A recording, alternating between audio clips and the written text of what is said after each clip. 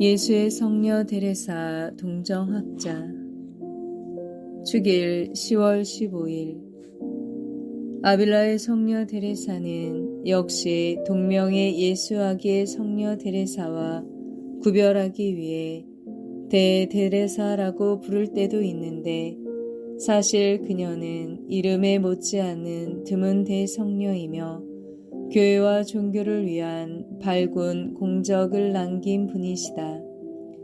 데레사는 1515년 3월 28일 스페인의 아빌라에서 태어났다. 양치는 신심이 두터운 귀족으로 자녀들을 모두 가톨릭 정신에 입각하여 교육시켰다. 그의 아버지는 독서를 즐기는 분으로 자녀들에게도 유익한 독서를 시키기 위한 좋은 서적을 마련해 주었는데, 데레사는 7살 때부터 4살인 오빠 로드리고와 같이 성인 행적을 읽으며 순교자들의 장렬한 죽음을 보고 매우 감동되어 어린 마음에 자기도 교회를 위해 생명을 바치겠다는 뜻에서 부모의 반대를 꺼려 몰래 숲을 나갔는데, 다행히 큰 아버지에게 발견되어 집으로 다시 끌려왔다. 12세 때 어머니를 여인 데레사는 성모상 앞에 꿇어 눈물을 흘리며 돌아가신 어머니 대신 자기의 어머니가 되어달라고 기도했다. 그러나 돌봐주는 어머니도 없고 또 많은 사람들의 나쁜 표현 때문에 세속적으로 흘러감을 염려한 아버지는 그녀가 14세 때 아우구스티노 수녀원에 위탁하여 교육을 시켰다. 데레사는 그곳에서 자라며 차차 마음이 바로 잡혀가는 중에 병에 걸려 친가에 요양하러 가게 되었다. 그때 신심이 두터운 큰아버지를 만났는데, 그는 데레사에게 다정스러이 세상의 허무함을 설명해 주었다.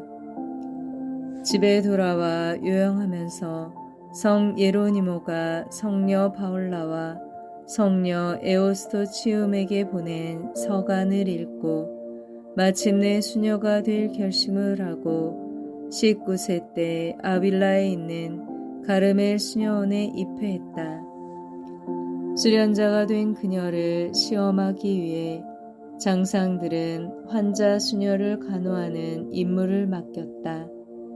그 환자의 병은 아무도 그 근처에 가기를 두려워하는 종류의 병이었다.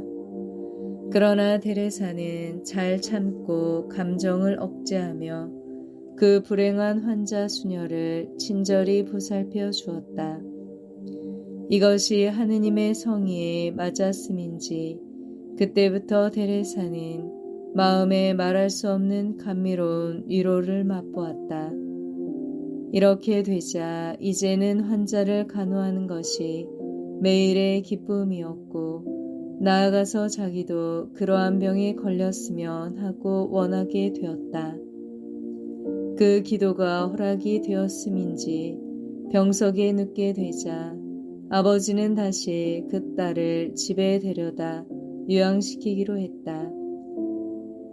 데레사는 투병 8개월 만에 겨우 건강이 회복되어 수녀원에 돌아갔으나 역시 몸의 허약을 면할 길이 없었다. 그녀는 육체적으로 고통을 당하는 동시에 정신적으로도 고민에 쌓였다. 즉 완덕에 나아갈 열렬한 동경을 품고 수녀원에 들어왔는데, 원래 수녀들의 수도 정신이 이완되었음인지 혹은 경제적 관계로 외부와 교제를 끊지 못한 탓이었는지 너무나 세속화되어 있어 환멸과 비애와 불만을 초래했다. 그러던 중 데레사는 2가지 이유로 일대에 각성할 기회를 얻었다. 그 중 하나는 어느 날 성당에서 기도를 하다가 예수님께서 매질을 당하시는 장면을 그린 상본을 쳐다보고 자기도 모르게 감동되어 자기의 냉담한 처지를 깊이 부끄럽게 여긴 것이요.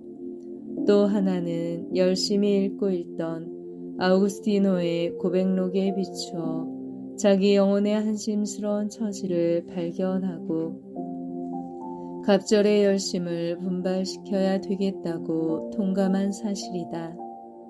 그때부터 영적으로 다시 살아났다. 고해 사제의 명령에 의해 기록된 자서전에는 다음과 같은 말이 있다. 그때까지 내 생활은 내 자신의 것이었으나 그 후부터의 내 생활은 내 안에 계시는 예수의 생활이었다. 자기 안에 예수의 생활, 이것이 바로 유명한 테레사의 신비 생활의 기본이다. 그녀는 별로 학식이 깊은 것은 아니었지만 그녀의 저서는 지금까지 신비 신학의 기초로서 존중되고 있다. 이는 전지전능하신 하느님께서 그녀에게 심오한 신비계의 진리를 계시하시고 가르쳐 주시는 대로 기록한 책으로서 말하자면 테레사 안에 계신 주님 자신이 적으신 책이라고 볼 수 있는 것이다. 그녀의 신비 생활에 관한 저서는 여러 가지가 있으나 그 중에서도 유명한 영혼의 성은 수도자로서 반드시 볼만한 것이다. 테레사는 영혼을 신비계로 끌어들이는 동시에 밖으로는 가르멜의 개혁을 도모했다. 평소에 냉랭하고 신심이 박악한 수녀들은 사회인과 합류하여 테레사와 그 동료들을 과격파들이라고 비난하고 공격했다.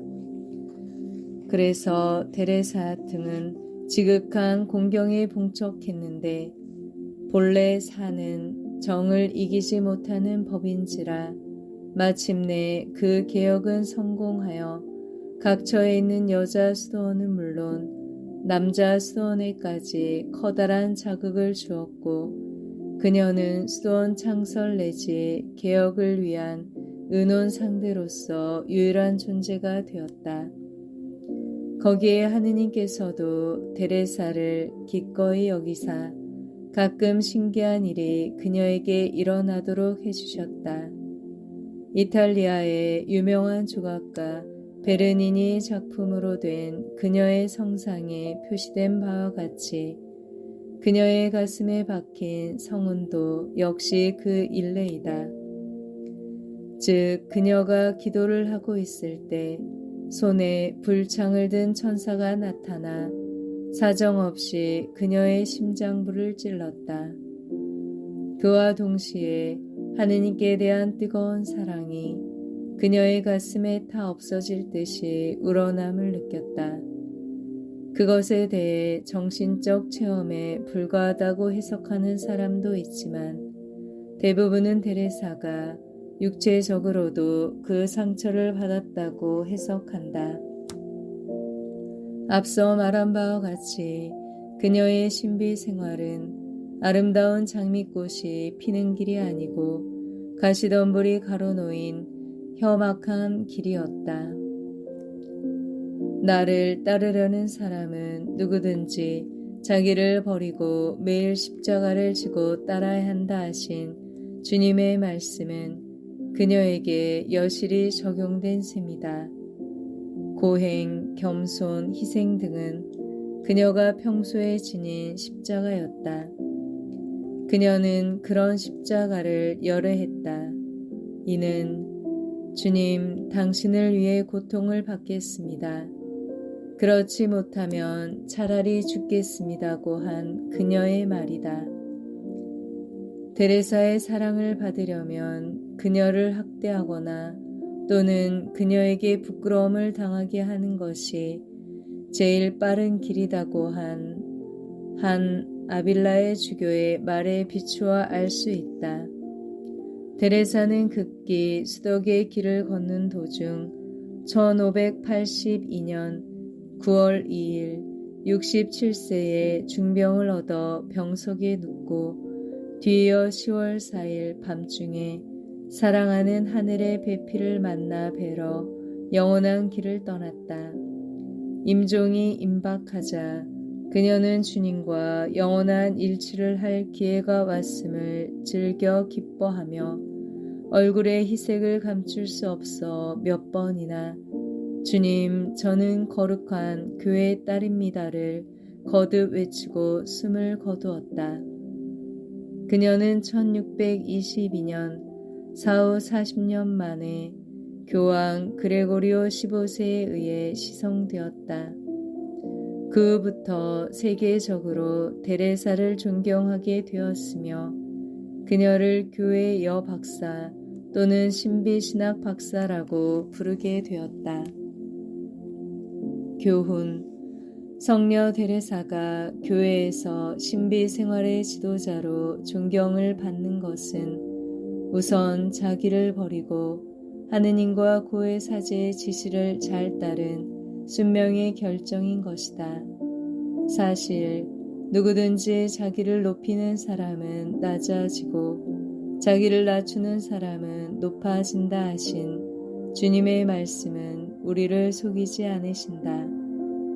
그러니 우리도 사람을 지도하려면 먼저 우리 자신이 하느님의 계명을 많은 사람의 모범이 될 만큼 지켜야 할 것이다.